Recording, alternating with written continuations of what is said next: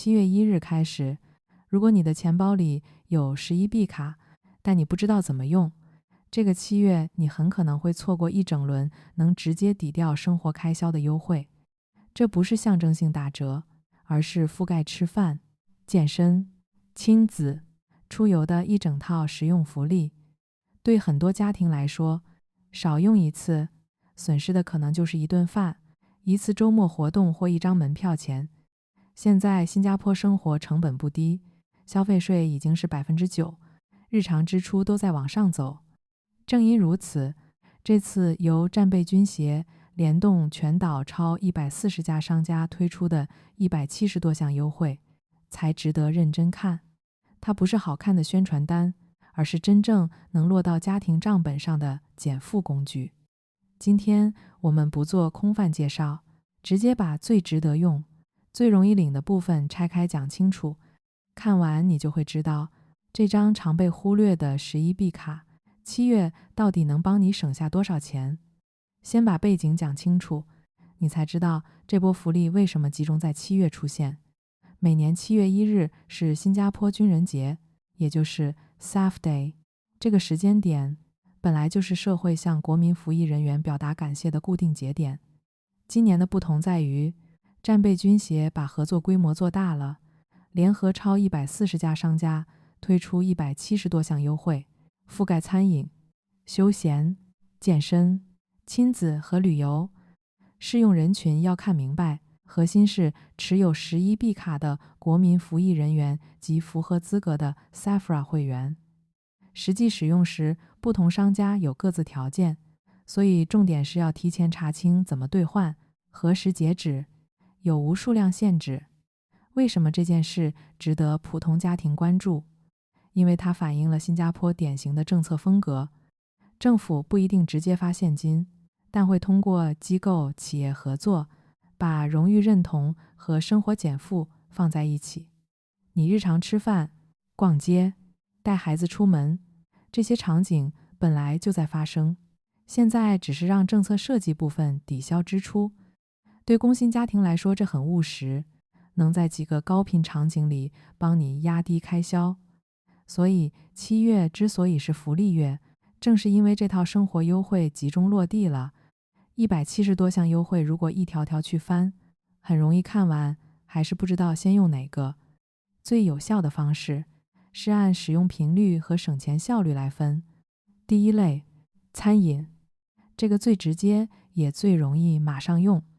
像麦当劳有鸡肉汉堡兑换，汉堡王也有 Whopper 赠送，这类福利门槛低，感受最明显，但通常数量有限，且集中在特定日期或门店。换句话说，知道消息不够，动作还得快，路过参与门店几乎就是顺手拿。第二类，亲子，这对有孩子的家庭最有价值。Kids Amaze 这类室内游乐场，平时周末去一次很容易20-30新币起步，如果这次有免费入场或明显折扣，省下的就是一次完整周末活动的预算。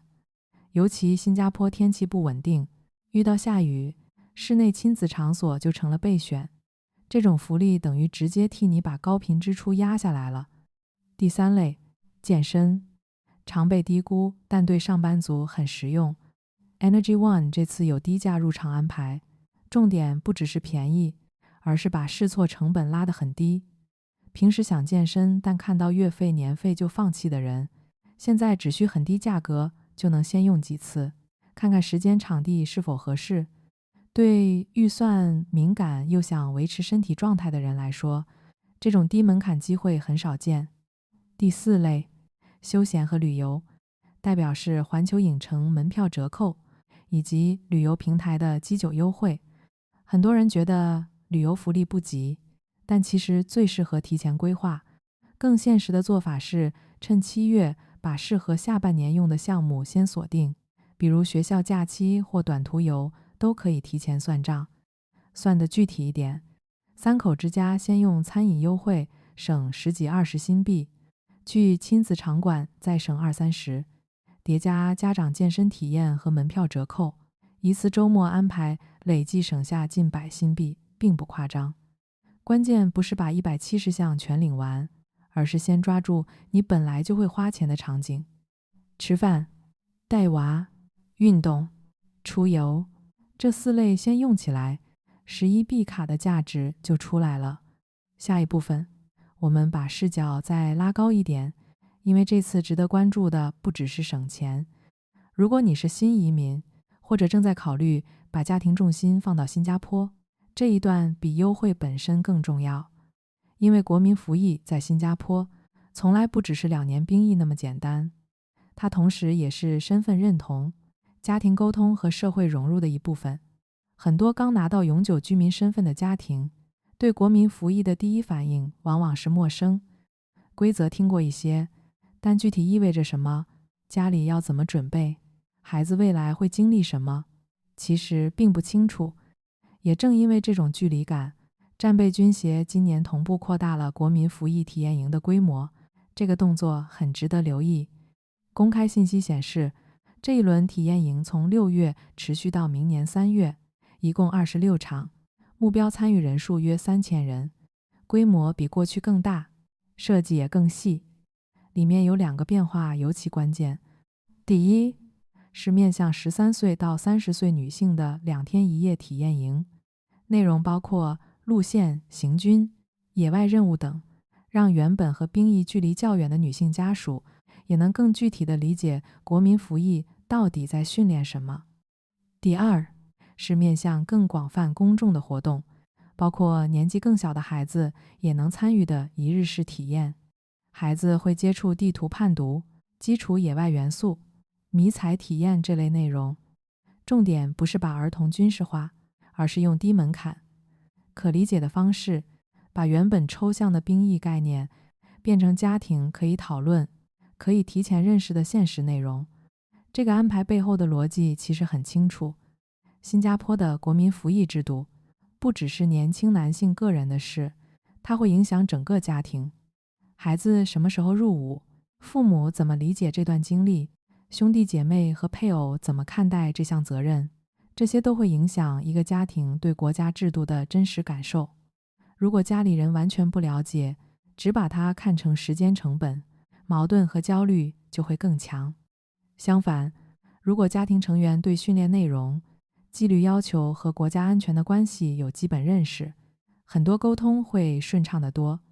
对新移民来说，这一点尤其现实，因为真正深层的融入，是你开始理解这个社会为什么这样运作，它最看重什么，共同责任体现在哪里。国民服役就是其中非常核心的一环。你不一定需要完全认同每一个细节，但你必须理解它在新加坡社会结构里的位置，否则你会发现，很多本地家庭默认知道的是，你始终停留在外围。体验营的价值更像一套社会适应工具，它让旁观者有机会靠近，让家属有机会参与，也让新移民家庭在真正面对兵役议题之前，先建立起最基本的认知框架。前面那170多项商家优惠，解决的是生活成本，这里的体验营解决的是理解成本。而对一个准备长期在新加坡生活的家庭来说，后者往往更关键。把今天的重点收一下，这次7月的安排，表面是优惠清单，深层其实有2条线同时在走。第一条线是现实的生活减负，餐饮、亲子、健身、出游，只要本来就有支出，11B卡就不该闲置。第2条线是对国民服役的重新理解，新移民家庭越早建立认知，越不容易被动。接下来最实际的动作，就是去官网把你这个月最可能用到的3项先挑出来，别想着170项全拿完，先用最贴近生活的，效果就很明显。你最想领哪一项？免费餐饮、低价健身还是亲子优惠？欢迎在评论区告诉我。想持续跟进新加坡政策与福利变化，记得订阅频道，后面的新政速递我会继续用最省时间的方式帮你拆解。